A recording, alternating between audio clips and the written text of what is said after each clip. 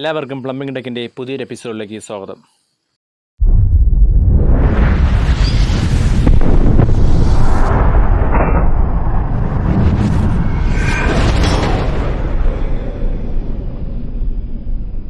അപ്പോൾ ഇന്നത്തെ വീഡിയോയിൽ കാണിക്കുന്നത് പറഞ്ഞാൽ ഒരു മൺചുമരിൽ എങ്ങനെയാണ് ഒരു വാഷ് ബേസിൻ സെറ്റ് ചെയ്യുന്നതെന്ന് കാണിക്കുന്നതാണ്.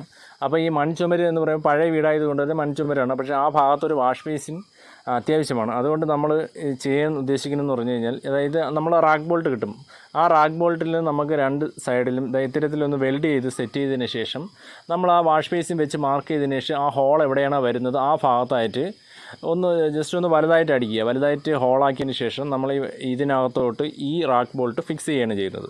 ഫിക്സ് ചെയ്ത് നല്ല രീതിയിൽ തന്നെ സിമൻറ്റ് അല്പം കൂട്ടി നല്ല രീതിയിൽ തന്നെ അത് പ്ലാസ്റ്റർ ചെയ്ത് എടുത്തതിന് ശേഷം 2 ദിവസം കഴിഞ്ഞിട്ട് വാഷ് ബേസിൻ സെറ്റ് ചെയ്യാൻ പോവുകയാണ്. അല്ലെങ്കിൽ നമുക്ക് സാധാരണ വാഷ് ബേസിൻ സെറ്റ് ചെയ്യുന്ന ഇപ്പോൾ 50 കിലോ ചുടുകല്ലിൽ വരുമ്പോൾ അതിൽ ഫിഷർ കാണും. അപ്പോൾ ഫിഷർ കയറ്റിയിട്ട് വെളിയിലാണ് അതിൻ്റെ ബോൾട്ട് ടൈറ്റ് ചെയ്യുന്നത്. അപ്പോൾ ഫിഷറിനകത്താണ് ബോൾട്ട് വരുന്നത്. അപ്പോൾ ഇവിടെ മൺചുമരായതുകൊണ്ട് തന്നെ നമുക്ക് ഡ്രില്ല് ചെയ്യാനും അതിന് ആ ഒരു ഇത് കിട്ടില്ല, ഒരു ബലം കിട്ടില്ല. അതുമല്ല ഫിഷർ കറങ്ങി പോകാൻ ചാൻസ് കൂടുതലാണ്.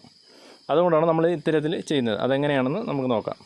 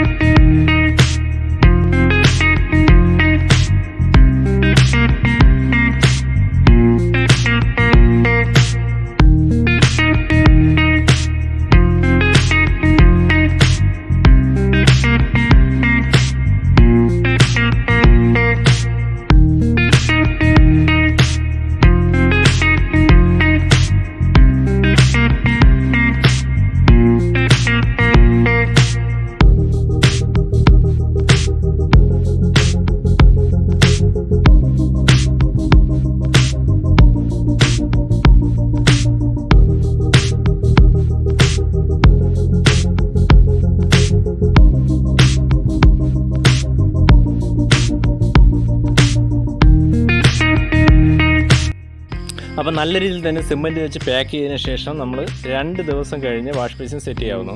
അപ്പോൾ ഇനി അടുത്ത വീഡിയോ എടുക്കുന്നത് 2 ദിവസം കഴിഞ്ഞിട്ടുള്ള വീഡിയോ ആണ്. ഇതിൽ നമ്മൾ ഇനി വാഷ് ബേസിൻ ടൈറ്റ് ചെയ്യാവുന്നതാണ്. അത്യാവശ്യം നല്ല ബലമായി കഴിഞ്ഞിരിക്കുകയാണ്. അപ്പോൾ നല്ല രീതിയിൽ തന്നെ നമുക്ക് ടൈറ്റ് ചെയ്ത് സെറ്റ് ചെയ്യാവുന്നതാണ്. അല്ലെങ്കിൽ നമുക്ക് ഇത് അല്ലാതെ നമ്മൾ ഫിക്സ് ചെയ്യാൻ വളരെ ബുദ്ധിമുട്ടാണ്. കാരണം എന്ന് വെച്ചാൽ നമ്മൾ നേരിട്ട് റാക്ക് ബോൾട്ടിൽ സെറ്റ് ചെയ്യുമ്പോൾ ഇളകി വീഴാനുള്ള ചാൻസ് വളരെ കൂടുതലാണ്. അപ്പോൾ ഇത്തരത്തിൽ ചെയ്ത് കഴിഞ്ഞാൽ ഈ വാഷ് ബേസിൻ മൺചുമരിലും നമുക്ക് ഫിറ്റ് ചെയ്യാൻ സാധിക്കും എന്നതാണ്.